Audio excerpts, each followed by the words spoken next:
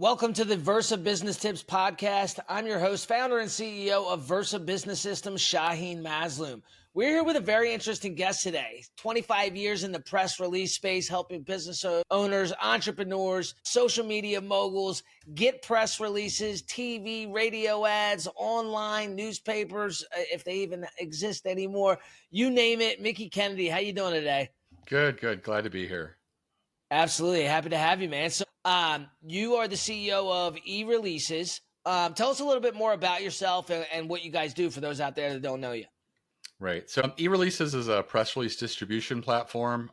We started a little over 25 years ago, me just with a database of journalists that I had reached out to, and they agreed that I could send them press releases through email. And Nice. 15 years ago or so, PR Newswire approached us, and they liked what we were doing.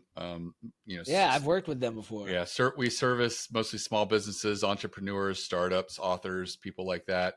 And they recognized that they weren't serving that community, and their salespeople didn't really want to because their budgets are small and they weren't doing the volume of releases that their salespeople approach. So they thought that it would be good if we partnered and all of our releases would go out through them.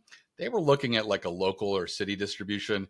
And I really pitched them that, these journalists are a lot of online players and they're really looking for national news. So, they charge like $1,600 to move a press release nationally.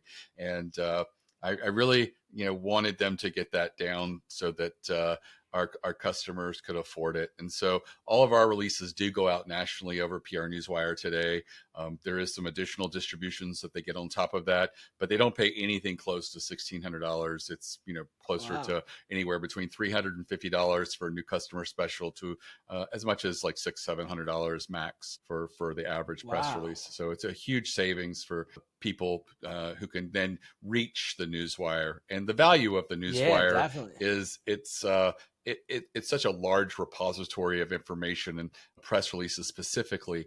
And so journalists go to these places, they log in, and they look at very customized feeds based on what their beat is, what they cover, and they can really make it specific to them. So if, for example, they cover fashion, but not retail fashion, they can set up keywords to exclude. So if it mentions, retail or Target or places like that, you can just exclude those releases and they won't even see the headlines when they stream the headlines. And so that's the value of it. In the US, there's really a duopoly of press release newswires. It's PR Newswire and Business Wire. Despite that, there's dozens and dozens of other websites with wire in their names, but they're not true wires. They either want to be or they're just pretending, and they're more in the game of press release syndication. And what happens with that is the press release gets replicated on a bunch of websites. And what I try to do is there's a little bit of that happens anytime you send a release out, but that's not the goal. We would rather have someone write an article about us using that press release, and we call that earned media. And so when you go on a real wire like PR Newswire or Business Wire, you're getting in front of journalists. When you use a service that's got wire in its name and it's not either of those two, more times than not, no journalist at all will ever see or consider that press release. It'll just get syndicated to a few websites and that's it. So that's the real value of it. And, people always ask me, isn't it better to pitch journalists directly? And I'm like, yes, absolutely is. I mean, that's why PR firms charge, $20,000, $30,000, $40,000 or more a year to work with. It's those relationships that they already have. But that being said, if you put your creative cap on and you really come up with compelling content, you can break in there and get earned media on your own, just using a lowly press release, paying $350 and clicking send. That's what I love to tell people about is, what are those opportunities? What are the things that would make a journalist pay attention and want to cover you? Right, exactly. So my thought process in terms of, getting articles out there has always been to get more people in front of, in front of my business, potential lead generation, or to be able to use those articles to, to gain, what's it called? I'm drawing a blank. It's credibility. Yes. Credibility, in your space or your business. Like Now you brought up something, getting in front of journalists. So I'm a small business owner, and I'm, selling, I don't know, lawn care, or I'm selling, like us, we do business loans or credit card processing. What is the advantage of getting in front of a bunch of journalists, and then kind of what goes on from there?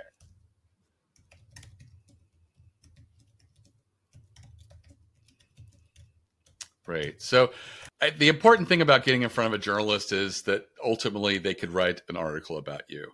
And what happens when a journalist writes an article is, it's in Right. front of their audience. And so when you write an article, write a press release and gets turned into an article, and let's say it goes to the Wall Street Journal or the New York Times, that can drive literally tens of thousands of people to your website, Right. and really get people to know about you, and can turn directly into customers, can turn directly into leads. And more importantly, you can then take the link to that article and share it with your leads. So you can also share it with your customers. And the reason for that is when people read an article, their advertising blinders don't come up. When I see an ad, I'm just like, sometimes I'll click through, but I'm already hovering over the back button, just trying to see what they're about. But, often you read an article, I read some blogs and some tech articles, and I see a really cool Kickstarter campaign. I'm like, wow, this person really, found a niche and they're trying to get it fulfilled. And wow, I hope that this, they make it. And I click through and I'm like, oh man, it's only $70 to support them, and I'll get it going. And I click it and I bought it. And it's like that warm feeling happens with earned media. Absolutely. Because, that credibility for sure that we mentioned, for sure. It's a signal of trust when a journalist writes about you. It's almost like social proof or an implied endorsement. Definitely. When you have that article and you have that rapport, you will find that the people will convert much easier. Coming from an article. It's a lot more reputable too, rather than, because I see these ads all the time. $3,000, we'll get you on the Wall Street Journal, we'll get you on Forbes and, Entrepreneur Magazine and this, that, and the other. And it's like, do people actually see that stuff? Is that just online? Like in the background, you've got some link and people don't really see it? Like, tell me a little bit about those, those companies that are pushing that stuff out there. Is that even real? Like what? I don't think it is. There's a lot of people who make crazy promises in the syndication world.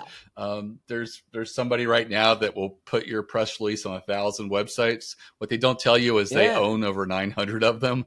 They're just WordPress installations with no real page. What is that guy, Mayer, Alec Mayer, or whatever his name is? I don't know Alec, but there's several people in the marketplace that do that.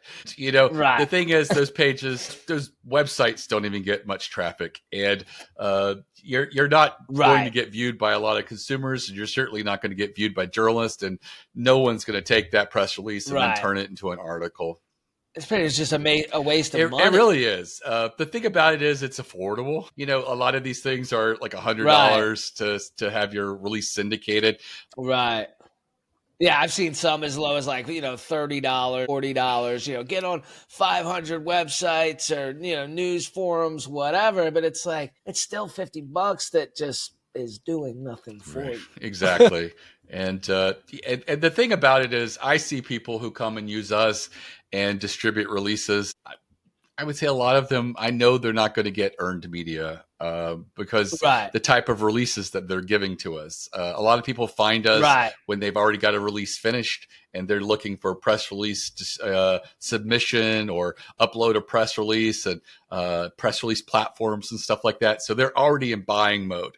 And my job is, after that release fails, because it usually does, is to educate them why it failed and the types of releases they should do or what they could have done to have made that release different. And I've tried to get in front of them when they're getting ready to pay me to send it and say, let's work on the release now. And they never want to do it. They feel like I'm just trying to upsell them. So I'm like, we will let this go out.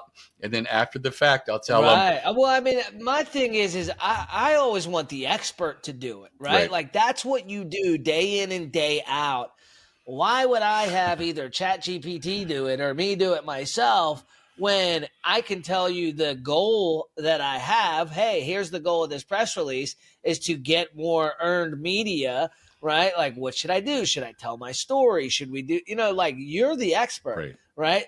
Now, so that brings me kind of to my next thing is, so somebody like me, I'm an immigrant. I came to this country, came from nothing. Is that the type of stuff that earns the media, telling your story? Or is it more of the success and the what you do for your clients? Or is it kind of a mixture of all of that? It's a mixture of it. I mean, if you ever, if you've watched Shark Tank, you know that one of the first things that they do is they tell their story. It might be how the company was created or the product came to light. It might be, there was a layoff and I had this hobby and I was like, I wonder if I could turn this into a business. Or, I lost my spouse and I have to now take care of the kids. And so I picked this up and I wanted to create a business. It's these things that give us a human interest element, and it really makes us feel and connect with them. And that can be very valuable. Sharing your story, your origin, whether it's, an obstacle or inspirational, just being vulnerable. But sometimes it can also just be silly. I've had some clients who just had like a really quirky, weird little idea and it germinated, and that's still a great story and it's entertaining. So having that in there, sometimes we put that towards the end of the release, sometimes in the about section, which we call the boilerplate, which usually is like about company and it's a paragraph that gets recycled. But it's rarely the lead of the press release, but it certainly enhances it and gives it more depth and more of a element that they can incorporate into an article. What's the other thing that's going to be like the lead of the press release? And that varies. We get a lot of product launch press releases, which should be newsworthy. I mean, you're releasing a new product into the market, especially if it's something cool or exciting, right? Right. But a lot of the releases we get are, here's the new product. Here's like a bullet list of features, and here's a page to buy. What they forgot is this is going to journalists, and journalists are story builders, and they like to build a story arc. There's not a lot of meat there for them to work with. There's not a lot. I get that. So you got to remember when you're doing a press wire like this, that you are trying to sell a journalist on taking this story further to their audience. Is that about right? I consider journalists gatekeepers, and their biggest asset is their audience. And what are you giving them that will either entertain or educate, maybe even delight their audience? Just having a list of features isn't going to do it. However, if you had someone beta test that product, and let's say that they were, experiencing logistics expenses that were like 27% of their revenue, and they started using your solution, and they got that down to 19%. And what that, basically took them from a net profit of, say, 3% to 12%. That's substantial. And then have a quote by them, and all of a sudden having, here's the product, here's the company, this was their situation, this was their experience using it, here's a quote by them, and now we have a few features listed and the link. Those are a lot more things for journalists to build a story arc. So sometimes what we want, which is just to, click send and get a lot of traffic and money, you have to go back and maybe almost reverse engineer what you wrote to try and put those elements in there. And if you have those elements and a journalist is looking at two product launch releases in the same industry, they're going to gravitate to the one that has that use case study and that great quote from that person who used your product, because they know that builds out more of a educational and entertaining element for their audience. And another little For sure. tip is images. Journalists are putting a lot of stuff online. Most articles go there now, even when they do print. And so having a really good couple of photos, they know will enhance the experience of any of their website visitors. And, a lot of people, Right. especially small businesses, like to appear more professional than they are and have everything like perfectly professionally photographed. But I'll tell you, journalists know this. The images that people, their audience resonates with most are usually just candid shots. A customer Authentic. using your product in a warehouse, Candid, authentic. with the coffee cups in the back and the mess on the desk. Go ahead, take those pictures of your real life customers, your real life product or service, and incorporate that. It's just the authenticity of it, Absolutely. right? Yeah, very cool. So, now, we were talking earlier, being able to do like a press wire like this, so just to tell you, one of my dreams is to be on the Today Show, to tell my story, to inspire as many people as I can, right? My story's pretty wild how I got from where I was to where we are now. And, I started, I don't know if you've heard of Gary Cox, but I met with Gary Cox. He's done a lot of TV stuff. He's done a lot of press. And when I met with him, I asked him, I said, how did you get on TV? How did you get these shows? How did you get these interviews? And he's like, being relentless, blow them up. So I tried that. Well, with the Today Show, it's not as easy. So I got a bunch of phone numbers. I got a bunch of emails. And for months, I'm boom, hitting the phone, leaving voicemails, sending emails. Never got a response. I'm like, all right, well, maybe I got to change my strategy. But my question is this. Is it a possibility that you are the right candidate for somebody to be on the Today Show, and a press wire like this is how somebody gets there, or is that not really realistic? Like, give me some example of like an end game of a super successful press wire. Right. I do about 10 to 14,000 press releases a year. So we see a lot of successes. The Today Show specifically, we have a customer named Greg Rapp who does menu engineers. And basically what he does is he takes your existing menu and he knows that he can just move stuff around on the menu. And, a restaurant can go from like, a 7% profitability rate to a 21% profitability rate just by re-engineering the menu. We're not talking about changing prices. We normally, when we go to a menu, we get lost. And he's like, there are places that people gravitate to on a menu. There are certain headers that you could use, like, chef specialties or things like that make people feel very comfortable that I'm going to have a good experience if I try some of these. And he has a waiting list of people that want to use his boot camp. And he got on the Today Show. That's super. I mean, that's impressive, and that's really cool. Right. So I think that being newsworthy in the way that he kind of is, because that's really interesting. It seems like this guy's like a mad scientist of the menu. And it's like people would find that intriguing. So, I think that there are ways in which you can go and, try different approaches to be newsworthy. I don't know necessarily that we're going to get you on the Today Show. Right, I think of course. That it's better to sort of plan to be as newsworthy as you can and open to as much, and just see what happens. For sure. We have one client called Celebra Ducks, and they make funny little rubber ducks. And they make them with historical figures, like a Shakespeare version and stuff like that. But they've also got licensed for some celebrities and other kinds of things. And, they've been on The Tonight Show, been in CNN. They were on Late Night with Conan O'Brien back when he had his show on regular TV. So he did really well because he has a good prop. it looks good on TV. Yeah. All of these fun little Yeah, things. for sure. And no one else is making things just like that, because what's the market Right. for Shakespeare ducks? It's not substantial, but Yeah. it is fun. And if you have like someone who's a professor or a family friend who just graduated with a literary degree, it's a fun little gift, and it's one of those things. So I think his approach was, let's just see what we can do by being as newsworthy and forward facing as possible, and he's done extremely well. And that is one of the things that I do with my customers once they get on my email list, is provide education for them. And I have a free masterclass where I take people through all of the strategic types of releases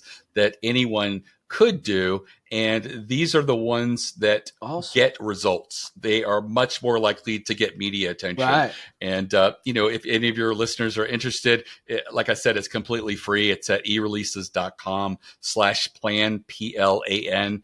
And it's an hour-long video class, because I know that I've bought my share of 20-hour classes and never watched them. So I tried to make it as relatable and easy. And if you know nothing about I'll make sure to put the link in the description. If you know nothing about PR, I guarantee you, if you go through that, you're going to have probably have written down a dozen ideas for you. One of those things that is thinking outside the box is do a survey or study within your industry. What you don't realize is there's no rules on who can do a survey. And by you doing it, you've made yourself the expert in your industry. And it's really as easy as asking 16 questions on SurveyMonkey. I like 4 questions per page. Ask questions that are very timely and relevant right now. We're, I don't know, year or so out of a pandemic, but there's still a lot of people dealing with culture issues, people wanting to work from home, all these things. So what's going on in your industry? Look at when people go to conferences, what is it they sit around and talk about? Like, hey, have you noticed that, net 90 is now turning into net 120? Everybody's slow paying. Do you think that money's drying up in the industry? It could be. And potentially, if you ask people in the market, are they experiencing something like that? Then that's a good indicator. So really just ask those kinds of questions, be really creative. And then when you get the results, pick 1 or 2 of those questions and make a press release about it. What were the results? Pick one that was often surprising. You don't have a Rolodex. I know most people don't have a Rolodex of their competitors in the marketplace, but all you have to do is take that link to the survey and go to a small or independent trade association in your industry.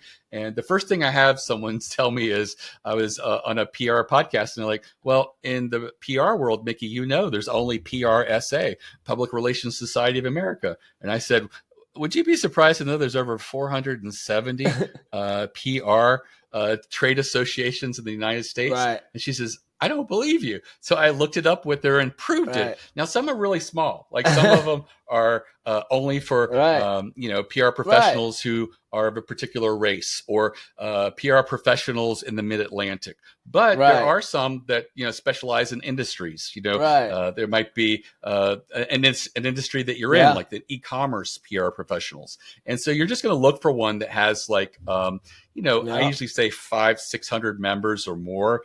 And just reach out to that trade association and say, hey, I'm doing a survey. Would you send this link to your members? And in exchange for that, I will mention you in the press release I'll be issuing over the wire.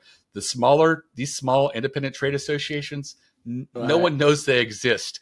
Just like she pointed out. So they will often do this. Exactly. My success rate is almost 80% with the first one that we ask. And then they send it out. I sometimes go back to them and say, hey, I appreciate you sending it out, but we only got 60 responses. Media really likes to have at least 100 responses in a survey. So could you maybe send it out by itself in an email, or also maybe add your social media, the link on social media with a little pitch? And often they will, because they don't want you to fail or have to move on to a different trade association. And then like I said, you pick the one aha moment. What was the biggest surprise there? Build a page on your website and put all the questions and answers, the responses, because a journalist will go there and hunt for another story. Like, hey, that was interesting, but what else did this survey, find out? Every time one of my customers does this, you're going to have a great quote by you because you're the expert of why you felt the numbers skewed that way. So you've really just put yourself as like such a big authority in your industry there. And every time my customers have done this, the least we've ever got are 4 articles written about them. They're usually industry articles, trade publications. Wow. Sometimes if it's a interesting enough one, we've gotten major papers to pick it up as well. But the average result is between 8 and 14 articles, earned media articles. And I'm always proud when people go through the effort and do this. It's not crazy. The process I went through is pretty straightforward. Don't overthink it. Try it, and you will get pickup. I've never had that fail. You just have to spend a little time making sure you're asking the right questions. Like, what are some fun, interesting questions that are timely right now that's going on in your industry? Now, so, originally when we first started speaking about, doing a press wire, it was like, $350 to $500, something like that. Now, if we want you guys to write the articles and obviously it would be coincide with us, right? We'd have to talk and go over all our information so you can figure out what's the best thing to do. What does that look like? A kind of done for you press wire? Is that going to be thousands and thousands like it would be for a PR firm? Or no, we just charge $300 for writing a release on top of the distribution. Okay. So it's very affordable. And I tell people, if you're really uncomfortable, we can write the first release. But if you've ever looked at a press release, they're very simple. They're not complex pieces. They're supposed to be written at an 8th grade level. You're really just providing the facts and data for a journalist to take it, and then they write it. And, the pun headlines and all that, save that for the journalist, save that for the New York Post. You're just going to stick to the facts and be very straightforward, but you're going to lead with the facts, and you're going to have an amazing quote in there, because an amazing quote can save a mediocre press release. If a journalist is looking at 2 press releases that are pretty mediocre and they see a quote that's like, whoa, that's an amazing quote, they will gravitate to that because they know they can build a good article around an amazing quote. And when I say amazing quote, like, what do you mean, Mickie? And I'm telling you, it's a little subjective. It could be like a big claim, like we want to put depression counseling in the hands of every American. Like a big claim, or a bit, something that's like, whoa, makes people like, whoa. Right, but it could also just be something that you say that you've paraphrased it so powerfully and succinct that you just nailed it. And if a journalist was to paraphrase that, it wouldn't be as strong as what you wrote. It could also be you're saying something contrarian. You're saying something where everybody in the industry seems to be saying, "Hey, we should all be going green," and you're just like, I don't think so.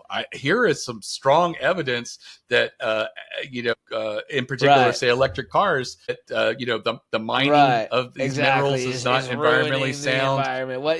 Exactly. Something that just makes people, like, and electric cars, when they catch on fire in an accident, I totally get what you mean. 30,000, 50,000 gallons of water to put it out. That's not good for the environment. So if you come across as level-headed, but you position some cons or negatives about something, that's also great. And so journalists love that. And a good thing about being a contrarian on any issue is whenever a journalist writes about it, they often only have one side. And that's usually what the industry is pushing. Being fair and balanced, they do look around and say, has anybody raised their hand and put out some contrarian viewpoints on this? And if they see you out there raising your hand, positioning all these contrarian viewpoints, they will plug you into that article. So I often tell people that by being a contrarian, you can find yourself being plugged into lots of little articles that you never even knew that you stood a chance of getting in. That's so cool, man. This stuff is fascinating. So everything that you talked about today, I knew nothing about, to be completely honest. And I've done a lot of different articles. I mean, I've done TV interviews. I wouldn't say I'm a novice when it comes to press, but I knew absolutely nothing about what you're talking about. And to be honest, I cannot wait to talk offline, and so we can get started on my press wire, because I think it's a no-brainer. I mean, I don't think what do you got to lose, really? The best case scenario, Sure. you get in front of a few journalists, right? Right. That's awesome, Right. man. Thank you so much for joining us today, Mickie. Again, that link, if people want to reach out to you, they want to join your mastermind, they want to get on your email list, what was that link again? So the website's eReleases.com, but that free masterclass is at eReleases.com/plan, PLAN. And all you have to do is Perfect. just put your email in and you'll have access to everything for free. Awesome, man. Greatly appreciated. I'm sure a lot of our viewers and listeners will appreciate the same thing. And I'm looking forward to talking to you again soon. And I can't wait to start telling people about what you did with my press wire. I'm getting excited about it. So I'll be contacting you probably Tuesday once I get back from the holiday weekend. Perfect.